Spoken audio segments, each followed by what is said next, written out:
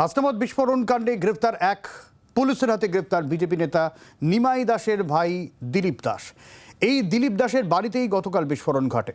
তদন্তে নামে সিআইডির বম্ব স্কোয়াড। ঘটনাস্থল থেকে নমুনা সংগ্রহ করেন ফরেনসিক বিশেষজ্ঞরাও। বিমল রয়েছেন আমাদের সঙ্গে। বিমল, হাসনাবাদ দিয়ে আর কি আপডেট রয়েছে? দেখো, এই কিছুক্ষণ আগে হাসনাবাদ থানার থেকে বিজেপি নেতা নিমাই দাসের ভাইকে বসিরহাট আদালতে তোলা হলো।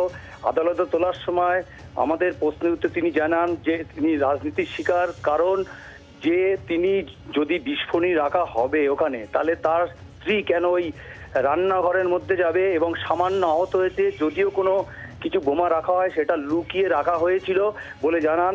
এই নিয়ে চাপানোত্তর গতকাল থেকেই ছিল।